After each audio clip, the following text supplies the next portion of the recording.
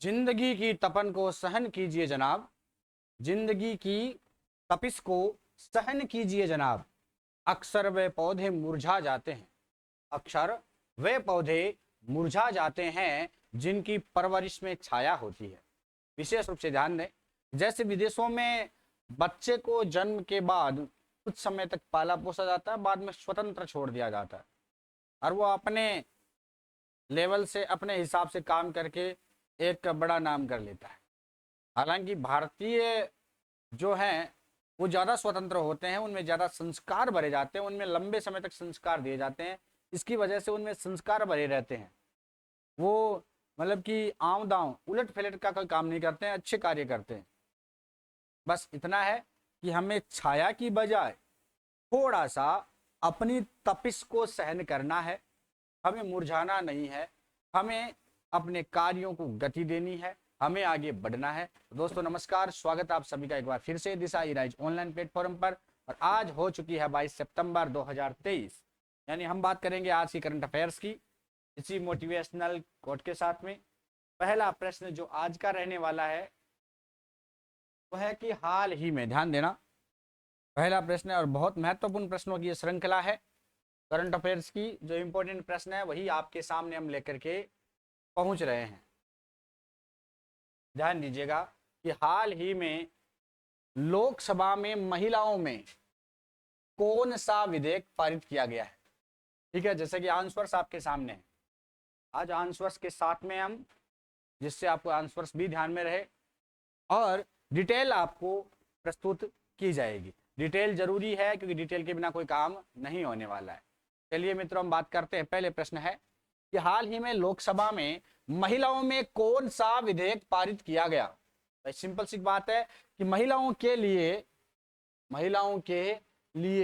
कौन सा विधेयक पारित किया गया। जैसा कि आपके सामने आंसर दिख रहा है कि नारी शक्ति वंदन विधेयक 2023, नारी शक्ति वंदन विधेयक 2023। इसके बारे में हम हल्की फुल्की यानी सामान्य जानकारी हमारे पास में होनी चाहिए कि जो जब पहले दिन की बात आती है तो कानून मंत्री जो अर्जुन राम मेघवाल हैं, उन्होंने महिला आरक्षण से जुड़ा ये विधेयक पेश किया था। तो आपसे प्रश्न ये भी पूछ सकते हैं कि इस विधेयक को पेश करने वाले बंदे कौन हैं।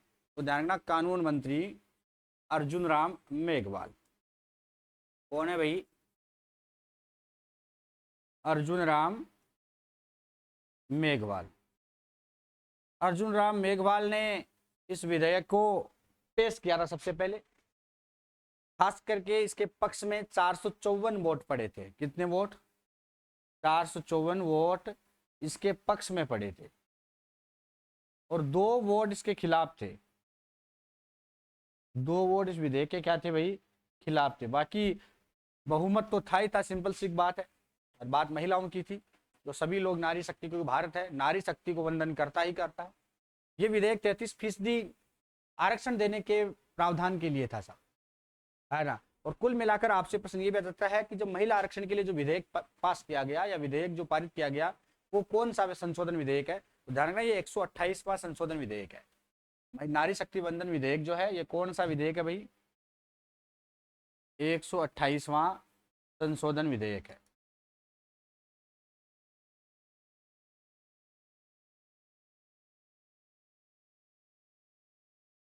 तो पहले प्रश्न में कुछ डिटेल्स आपके विशेष रूप से आपको जानना होनी ही चाहिए, क्योंकि डिटेल्स अगर नहीं होती है तो तकलीफें बढ़ती है।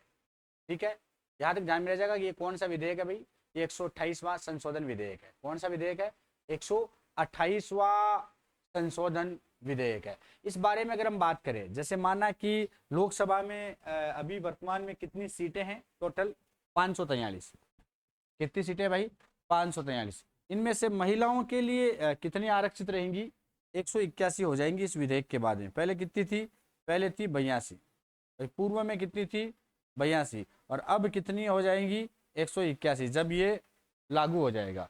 जब 128वां संशोधन विधेयक यानी नारी शक्ति वंदन विधेयक 2023 128वां संशोधन विधेयक है, जैसे ये लागू होता है लोकसभा में सीटें महिलाओं के लिए 181 आरक्षित हो जाएंगी। इस विधेयक को पेश करने वाले बंदे कौन से हैं? अर्जुन राम मेघवाल। अर्जुन राम मेघवाल। पक्ष में कितने वोट पड़े? 454। विपक्ष में कितने पड़े? 2 वोट विपक्ष में पड़े। 2 वोट किसमें पड़े भाई? विपक्ष में पड़े थे। याद रह जाएगा, सिंपल और सरल सी बात थी। वैसे लोकसभा में आपको ये सामान्य जानकारी पता होनी चाहिए कि महिलाओं के लिए 181 सीटें हो जाएंगी। उससे पहले कितनी थी? 82 थी। आपको बताएं तो लोकसभा की SC ST की सीटें हैं वर्तमान में 131 सीटें लोकसभा में। आपसे देखो कुछ प्रश्न और मैं एडिशनल प्रश्न आपको बता दूं। SC ST समुदाय की जो सीटें हैं है ना, वो वर्तमान में कितनी है भाई? 131 है। और जैसे ही भाई ये नारी शक्ति वंदन विधेयक लागू हो जाएगा, उसके बाद SC ST की महिलाओं की सीटें 131 में से कितनी हो जाएगी? 43। कितनी हो जाएगी भाई? 43 सीटें हो जाएगी। यानी 43 सीटें महिलाओं के लिए सदन में आरक्षित हो जाएंगी। सिंपल और सरल सी बात है। यानी अब आपसे बात करें 43 सीटें यानी 181 टोटल महिलाएं होंगी। ये आपसे प्रश्न कैसे भी पूछे जा सकते हैं। 181 टोटल महिलाएं होंगी आरक्षण होने के बाद में, मतलब कि बाकी तो भी महिलाएं टोटल भी हो सकती है, कंप्लीट 543 भी हो सकती है, लेकिन ये कंपलसरी हो जाएगी, 181 होंगी। इनमें से भी 43 सीटें SC ST महिलाओं की रहेंगी और 138 सीटें ऐसी रहेंगी जिन पर किसी भी जाति की महिला चुनाव लड़ सकती है।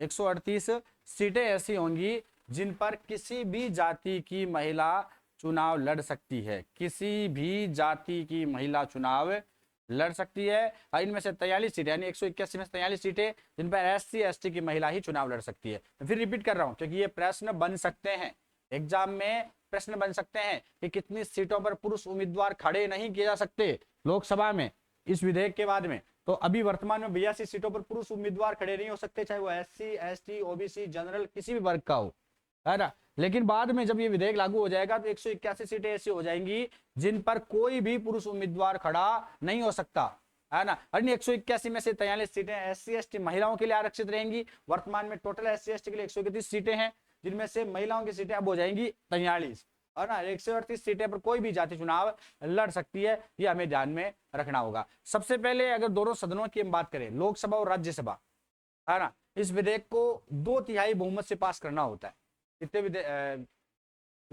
कितने बहुमत से? अभी तक केवल पारित हुआ है 2/3, और लोकसभा में यह पास भी हो चुका है और ये आराम से कंप्लीटली वोटों से यानी 454 वोटों से पास हो चुका है। तो 2/3 बहुमत से जब ये पारित हो जाएगा, उसके बाद जनगणना की कवायद बढ़ेगी और जनगणना के बाद परिसीमन होगा।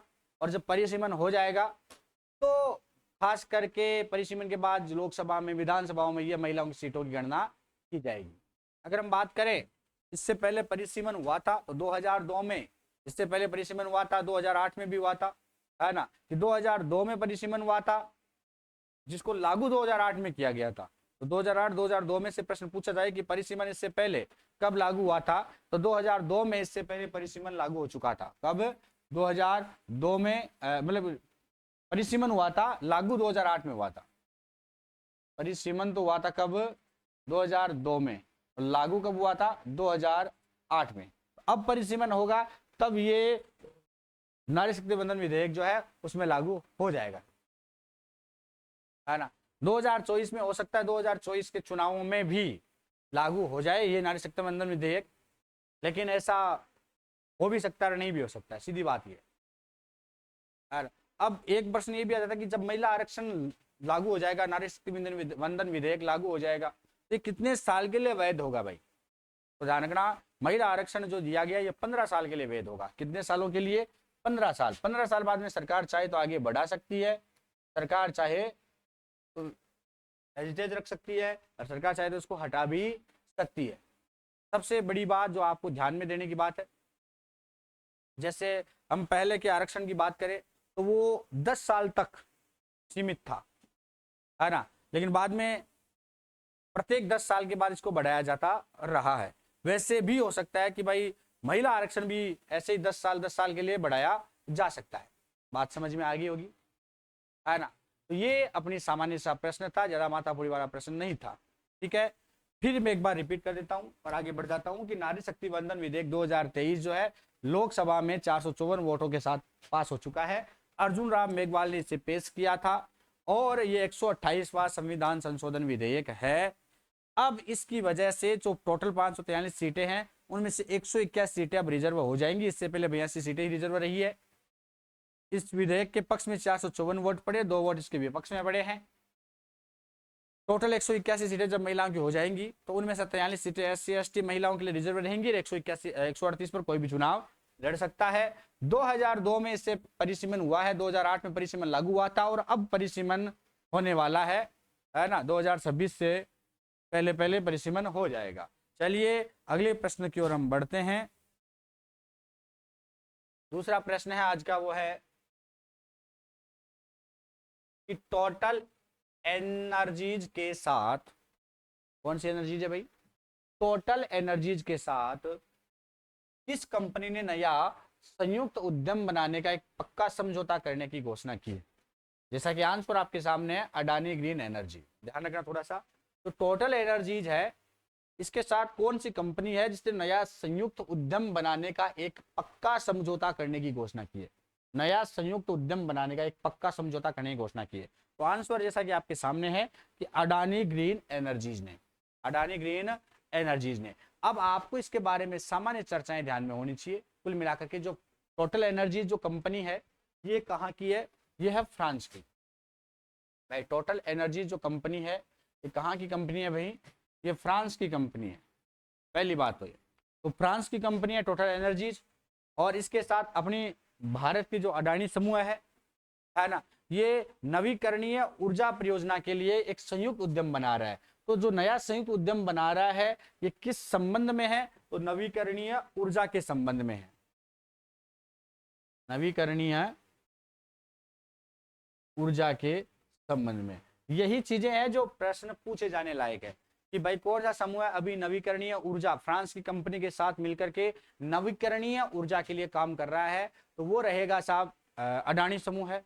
इस उद्यम में लगभग 30 करोड़ रुपए, 30 करोड़ डॉलर, रुपए नहीं भाई, 30 करोड़ डॉलर जो है खर्च होंगे। तो 30 करोड़ डॉलर का ये प्रोग्राम रहेगा। तो फिर से ध्यान रखना कि नवीकरणीय ऊर्जा को लेकर के एक संयुक्त उद्यम लगाया जा रहा है जिसमें 2 कंपनियां हैं, एक फ्रांस की टोटल एनर्जीज, एक भारत की अडानी ग्रीन एनर्जी, और दोनों मिलकर के नवीकरणीय ऊर्जा पर 30 करोड़ डॉलर खर्च करके, 30 करोड़ डॉलर है ना खर्च कर करके भाई एक बड़ा प्रोग्राम, एक बड़ा संयुक्त उद्यम लगाने जा रही है। ये सामान्य जानकारी आपको ध्यान में होनी चाहिए। चलिए आगे बढ़ते हैं हम तीसरे प्रश्न की ओर। आज का तीसरा प्रश्न है, अगला जो प्रश्न है वो है आईसीसी की रैंकिंग के अनुसार, ये तो आपको बहुत, मोहम्मद सिराज को आप वैसे जानते हो है ना, क्योंकि तो सबसे ज्यादा विकेट लिए थे अभी एशिया कप के फाइनल में श्रीलंका के खिलाफ।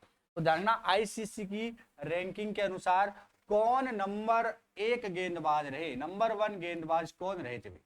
कौन नंबर 1 गेंदबाज रहे थे? तो याद रखना मोहम्मद सिराज। कौन है भाई? मोहम्मद सिराज जो है ये नंबर 1 गेंदबाज रहे थे, है ना।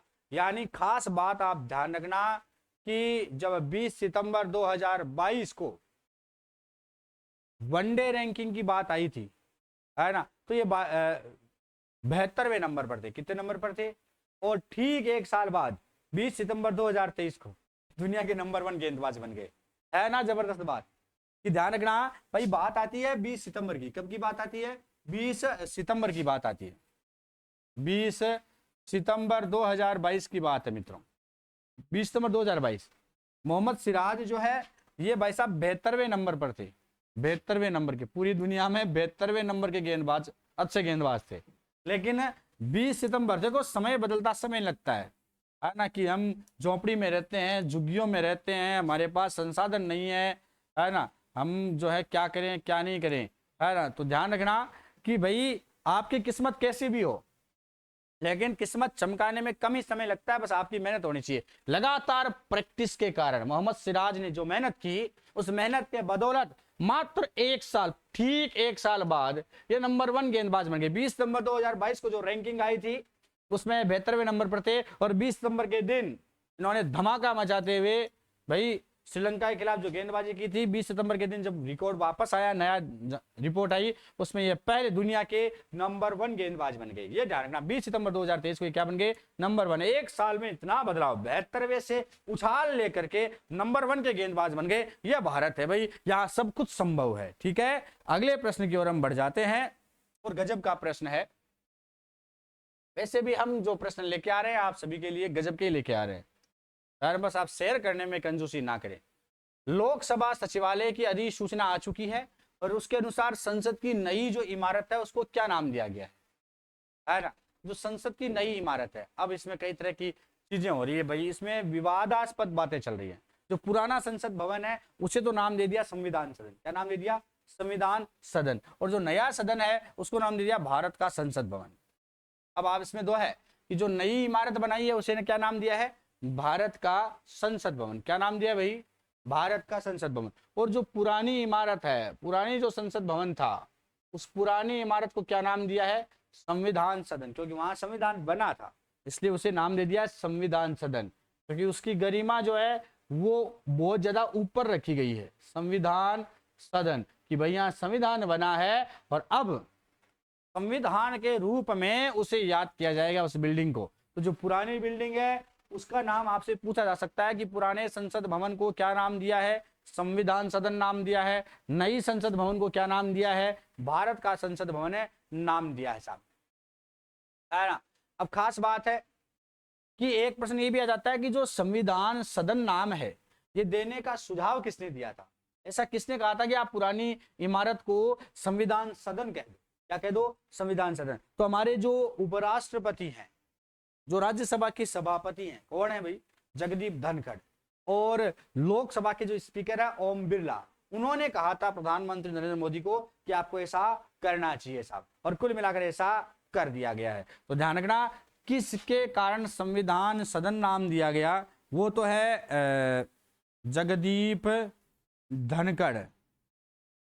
जगदीप धनखड़ जो उपराष्ट्रपति हैं और ओम बिरला जो लोकसभा के स्पीकर हैं, ओम बिरला तो लोकसभा के क्या स्पीकर, इन दोनों के सुझाव पर संविधान सदन नाम रखा गया और प्रधानमंत्री नरेंद्र मोदी ने अपने स्तर पर भारत का संसद भवन नाम रखा है किसको, नई संसद की इमारत को। तो कुल मिलाकर दोस्तों बहुत मजा आ रहा होगा आपको करण जी के पढ़ करके। हमें बताइए आप कमेंट बॉक्स में कि क्या आपको वास्तव में मजा आ रहा है क्या।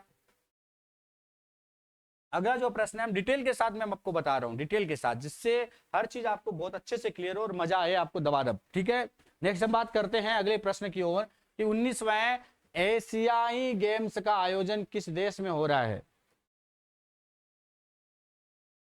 19वें एशियाई गेम्स का आयोजन किस देश में किया जाएगा, एशियाई गेम्स की बात है और वो भी 19वें एशियाई गेम्स। तो मैंने कल के प्रश्न में बताया था कि हांगझोउ जो चीन का एक क्षेत्र है ना, चीन के हांगझोउ में, चीन के हांगझोउ में भाई 19वें एशियाई गेम्स का आयोजन किया जा रहा है, चीन के हांगझोउ में। आपको इस बारे में ध्यान रखना होगा कि 19वें एशियाई खेलों में जो एथलीटों की परेड है ना, वो अपने यहाँ की ओलंपिक पदक विजेता जो है ये नेतृत्व करेंगे भारत की तरफ से, और भारत की जो पुरुष की हॉकी टीम है उसके कप्तान हरमनप्रीत सिंह जो है ना, वो इसमें हिस्सा लेंगे। इसके अलावा मुक्केबाज लवलीना बोरगोहेन जो है वो भी इसमें हिस्सा लेने के लिए पहुंच चुकी है। तो कुल मिलाकर आपको ध्यान में रखना होगा कि 19वें एशियाई गेम्स का आयोजन जो है किस देश में किया जा रहा है, वो चीन के हांगझोउ में, चीन के हांगझोउ में, याद रह जाएगा सभी को, चीन के हांगझोउ में ऐसा किया जा रहा है। चलिए नेक्स्ट अगले प्रश्न की ओर हम बढ़ जाते हैं। अगला प्रश्न है हाल ही में सीबीआई के, ध्यान रखना,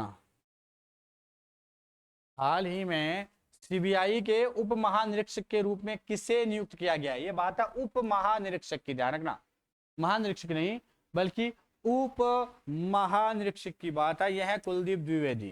कुलदीप द्विवेदी जो है ये आईएएस अधिकारी है, कुलदीप द्विवेदी ये सीबीआई के नए डीआईजी बने हैं, है ना। और खास बात ध्यान रखना विशेष रूप से कि सीबीआई के नए उप महानिरीक्षक बने हैं कौन, कुलदीप द्विवेदी।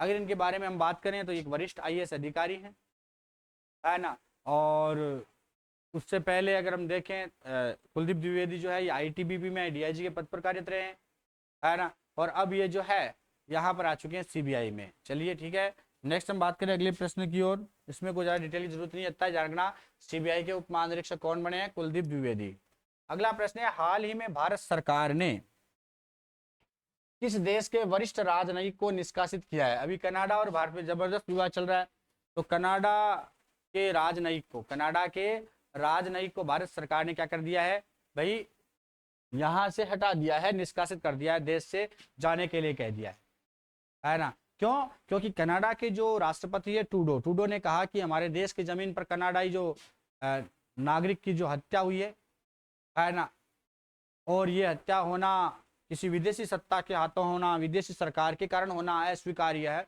और ये हमारी संप्रभुता का उल्लंघन है।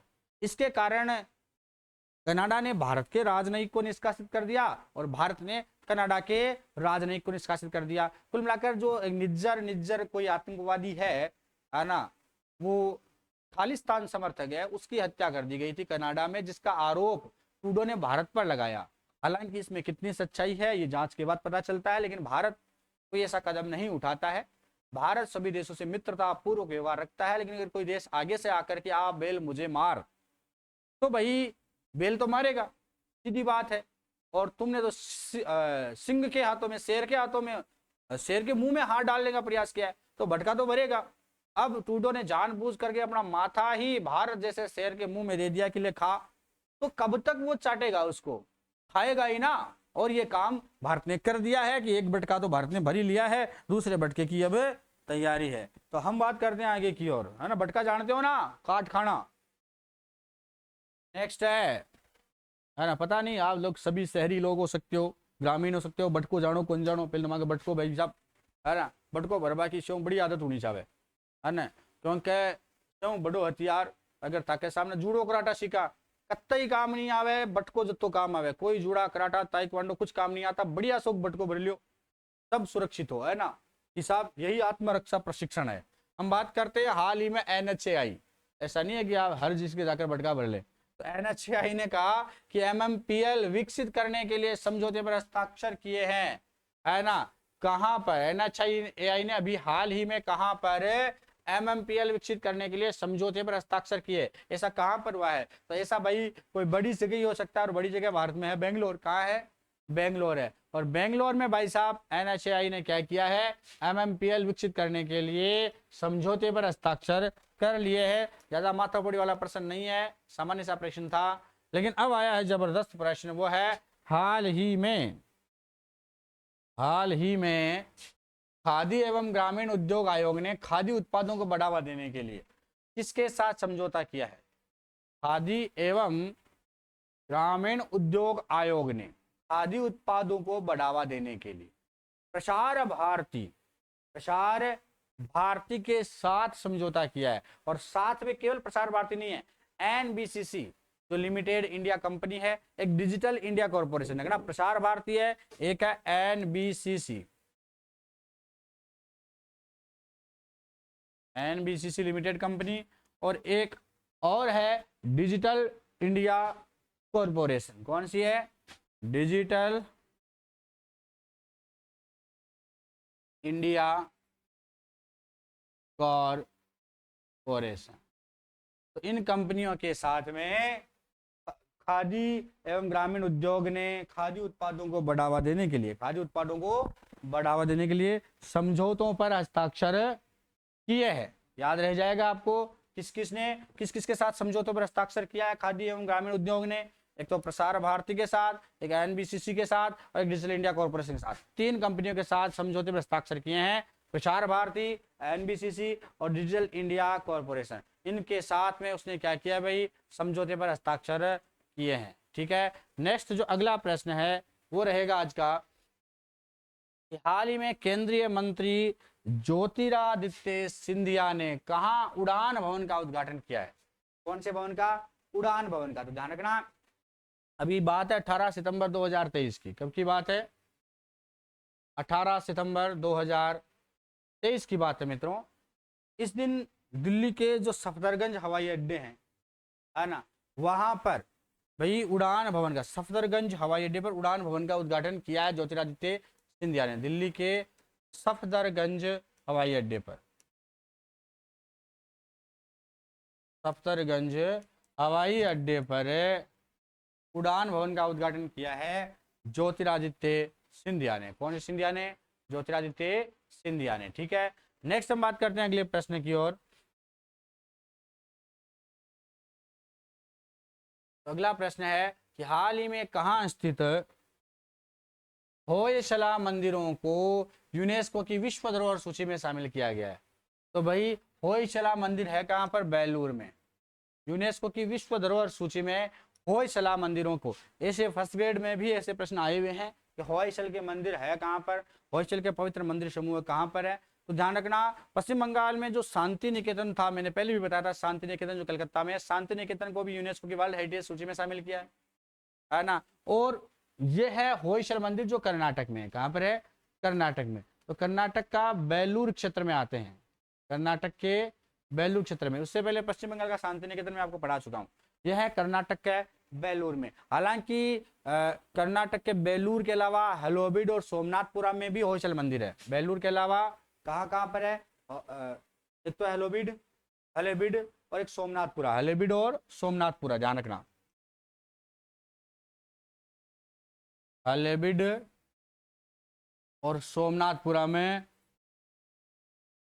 और ये प्रश्न मैं फिर कह रहा हूँ फर्स्ट ग्रेड में आने के ज़्यादा चांसेस रहते हैं क्योंकि उनके सिलेबस में डाला हुआ है। बाकी राजस्थान पुलिस वगैरह में भी ऐसे प्रश्न पूछे जा सकते हैं क्योंकि बात है विश्व धरोहर सूची, वर्ल्ड हेरिटेज सूची की बात है। तो वर्ल्ड हेरिटेज बनाया गया है बेलूर, हलेबीड और सोमनाथपुरा, यहाँ के होयसल मंदिरों को, होयसल मंदिरों के जो पवित्र समूह है उनको, और साथ में पश्चिम बंगाल के शांति निकेतन को भी क्या बनाया गया है? क्या बनाया गया भाई? वर्ल्ड हेरिटेज सूची में शामिल किया गया है। हलेबीड का जरूर याद रखना, सोमनाथपुरा का याद रखना, बेलूर का याद रखना, होयसल मंदिर है यहाँ पे। ठीक है, अगला प्रश्न है हाल ही में ट्रांसजेंडरों के लिए समर्पित भारत की पहली ओडीपी कहाँ खोली गई है?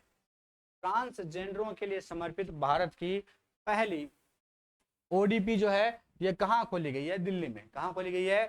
दिल्ली में।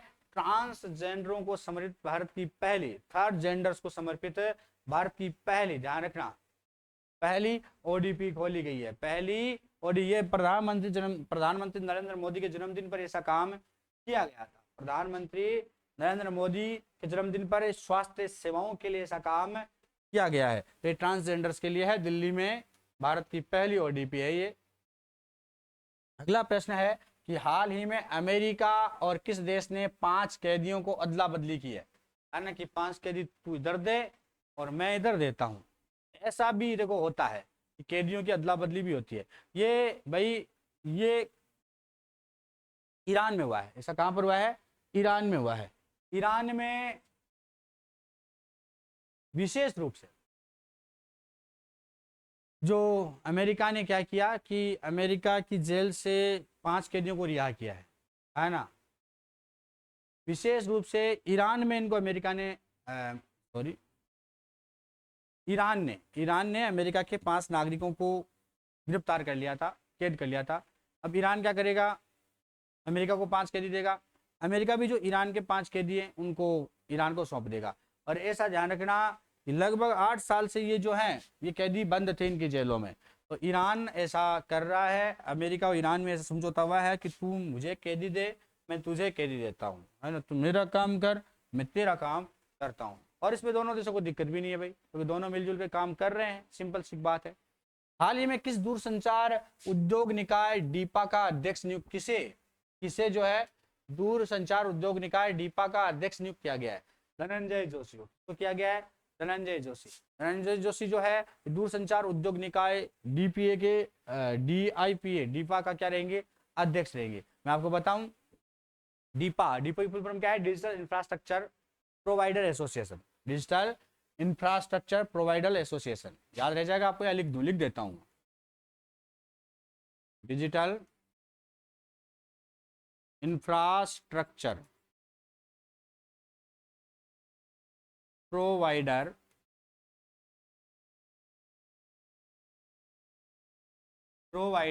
एसोसिएशन याद रहेगा, डिजिटल इंफ्रास्ट्रक्चर प्रोवाइडर एसोसिएशन। डीपा जो है इसका दूरसंचार जो कंपनी है, एक दूरसंचार कंपनी है और इसके सभी डिजिटल के प्रबंधन के लिए जो मुख्य अधिकारी बनाया गया वो धनंजय जोशी को बनाया गया। अपना अध्यक्ष जो चेयरमैन है वो किसको बनाया गया है, धनंजय जोशी को बनाया गया है। तो चलिए दोस्तों, याद रह जाएगा आप सभी को, बहुत सिंपल सरल सरल प्रश्न है। अगला प्रश्न है कि हाल ही में प्रधानमंत्री नरेंद्र मोदी ने पुराने संसद भवन का क्या नाम सुझाया है, वो संविधान सदन। ये अभी मैंने बता दिया कि पुराने संसद भवन का नाम संविधान सदन है। और ये जगदीप धनखड़ जो पूर्व राष्ट्रपति उपराष्ट्रपति है, वर्तमान में राज्यसभा के सभापति हैं, और ओम बिरला जो लोकसभा के स्पीकर है, इन दोनों के कहने पर ही ये नाम सुझाया गया है। और अब अगला जो प्रश्न है वो रहेगा कि कहाँ 3 साल बाद गांधी वॉक फिर से शुरू हुई है। 3 साल के बाद ऐसा हुआ है, और जोहान्सबर्ग में ऐसा हुआ है। जोहान्सबर्ग में 3 साल बाद, ध्यान रखना, 3 साल बाद गांधी वॉक का आयोजन हो रहा है वापस से। तो ऐसा गांधी वॉक 3 साल बाद आयोजन कहाँ हो रही है भाई, जोहान्सबर्ग में। याद रह जाएगा, बहुत सिंपल सरल से प्रश्न है, इसलिए ज्यादा माथापुरी नहीं है। हाल ही में रक्षा और विज्ञान पर भारत और मलेशिया के बीच 10वीं बैठक कहाँ आयोजित हुई भाई, रक्षा और विज्ञान पर। ये जरूर प्रश्न जो है ये थोड़ा सा अपनी डिटेल्ड प्रश्न है, क्योंकि भारत और मलेशिया की जो संयुक्त उप समिति है उसकी 10वीं बैठक का आयोजन अभी नई दिल्ली में किया गया। कौन सी बैठक, 10वीं बैठक का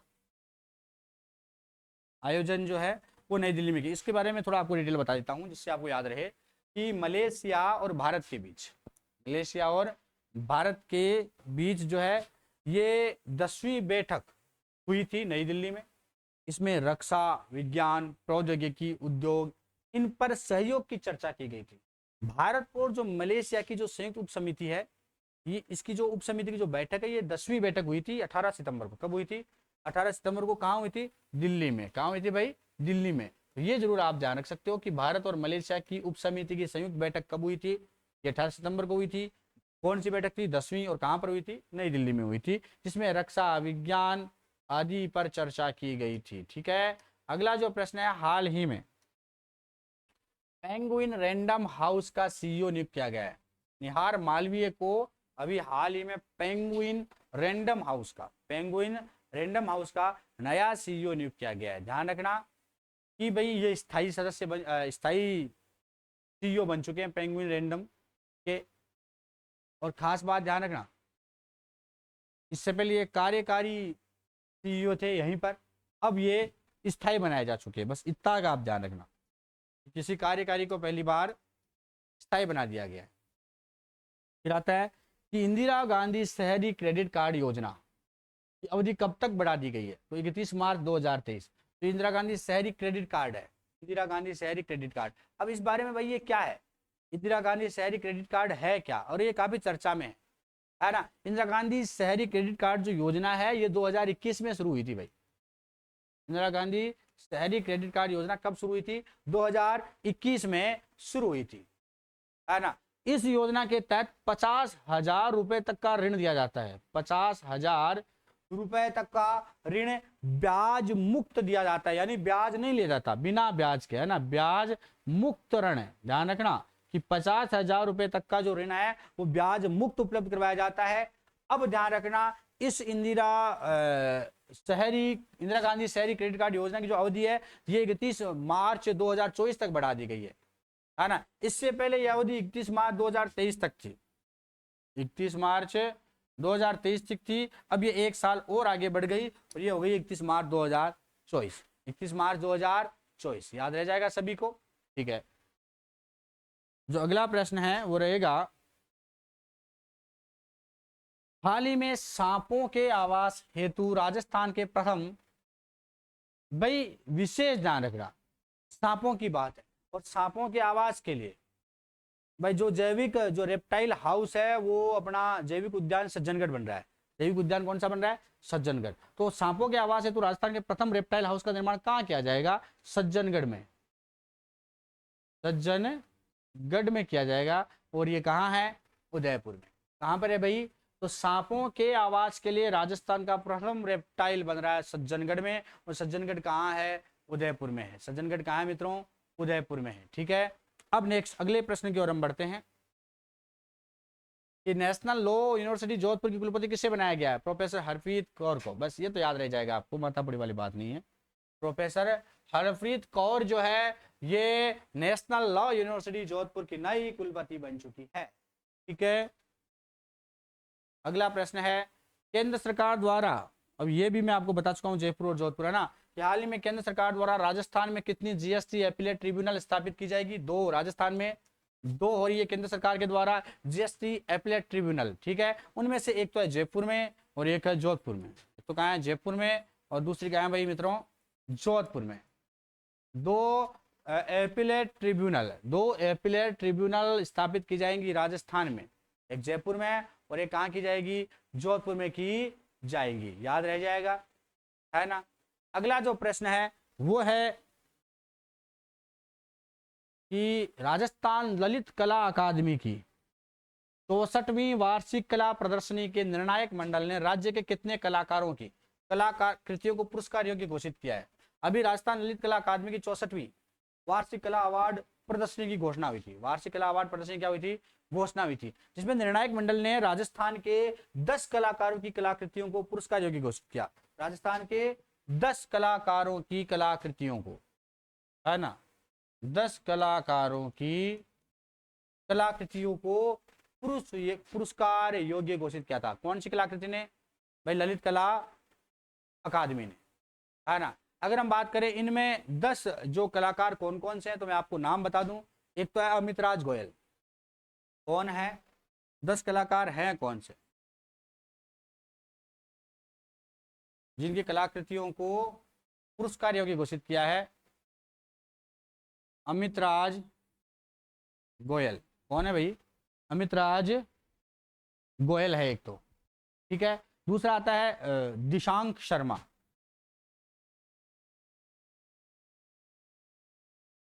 दिशांक शर्मा, अमित राज गोयल, दिशांक शर्मा। दिशांक शर्मा जो है ये इनकी एक विशेष कलाकृति है, स्मृत, है ना, विशेष जानना। एक है महेश कुमार कुमावत। महेश कुमार सनातन के लिए, महेश कुमार कुमावत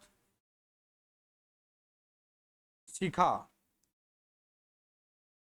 वैसे इन नामों पर अपने को जोर देने की जरूरत नहीं है, क्योंकि 10 नाम वैसे बहुत ज़्यादा हो जाएंगे याद करने में। फिर भी मैं आपको सामान्य जानकारी बता रहा हूँ जो आपको याद रह जाएगी। एक है प्रभुलाल गमेती, प्रभुलाल गमेती। एक है अमित गोयल, हाँ अमित राज गोयल तो आ चुके हैं भाई, सॉरी अमित राज गोयल। नकुल गोदारा, नकुल गोदारा, नकुल गोदारा, नकुल गोदारा भाई। अमित राज गोयल, दिशांक शर्मा, महेश कुमार कुमावत, शिखा, प्रभुलाल गमेती, नकुल गोदारा, सौम्य यादव, सौम्य यादव, सौम्य यादव, अमर प्रजापत, अमर प्रजापत। और इनको याद करने के लिए आप ट्रिक से याद कर सकते हैं। जैसे भाई मैंने ट्रिक से याद कर लिए, आप भी इनको ट्रिक से याद कर सकते हो, है ना भाई। सौम्य यादव, अमर प्रजापत, और 2 और रह गए अपने, है ना। 2 रह गए, एक तो उदित अग्निहोत्री रह गया और एक रह गया अपना दीपक राजवानी। जो दीपिका है, दीपिका, है ना, दीपिका जो है वो रह गई और एक उदित रह गया। ये टोटल 10 कलाकार हैं जिन्हें भाई इन कलाकारों स्क्रीनशॉट ले लो आप पहले, है ना, कि अमित राज गोयल, दिशांक शर्मा, महेश कुमार कुमावत, शिखा, प्रभुलाल, नकुल, सौम्य, अमर, दीपिका और उदित, इन 10 कलाकारों की कलाकृतियों को पुरस्कार योग्य माना है ललित कला अकादमी की 64वीं वार्षिक कला प्रदर्शनी में। जो कि बहुत ही प्रसिद्ध प्रश्न है, हो सकता है भाई थोड़ा डीपली जाएं तो यहाँ पर पहुंच सकते हैं एग्जामिनर। नेक्स्ट अगला प्रश्न है कि भाई हाल ही में कौशल विकास और डिजिटल साक्षरता को बढ़ावा देने के लिए स्किल्स ऑन व्हील्स पहल सबसे पहले किस राज्य में शुरू होंगी? स्किल्स ऑन व्हील्स जो है ये सबसे पहले राजस्थान में शुरू होंगी। स्किल ऑन व्हील्स की अगर हम चर्चा करें, ध्यान रखना थोड़ा सा महत्वपूर्ण रहेगा, स्किल ऑन व्हील्स की चर्चा भी अपने लिए इंपॉर्टेंट रहेगी। स्किल ऑन व्हील्स है क्या? रेफ्रिजरेटेड जो उपकरण है उनको सुसज्जित करके एक अनुकूलित बस रहेगी। इस पहल के अंतर्गत एक बस रहेगी जो अनुकूलित रहेगी, रेफ्रिजरेट उपकरणों से सुसज्जित एक बस है। पहली बात आपको है कि रेफ्रिजरेटेड उपकरणों से युक्त एक बस जो है वो सुसज्जित की जाएगी। स्किल ऑन व्हील्स एक तरह से अगर हम बात करूं, एक तरह से इंडिया मिशन के तहत ऐसे क्षेत्रों में ये जाएगी जहां पहुंचना थोड़ा मुश्किल रहता है, थोड़ा सा मुश्किल रहता है। अगर हम बात करें तो ध्यान रखना, ये लोगों में कौशल प्रशिक्षण को बढ़ावा देने के लिए, स्किल्स ऑन व्हील्स, यानी उनके कौशल को जगाने के लिए है, उनकी जो पृष्ठभूमि है उसके अनुसार काम करने के लिए है। ठीक है, एक तरह से बस है जो आपको कौशल विकास के लिए संचालित की जा रही है। और अंतिम प्रश्न आज का और रहेगा सेकंड लास्ट, अंतिम सेकंड लास्ट है,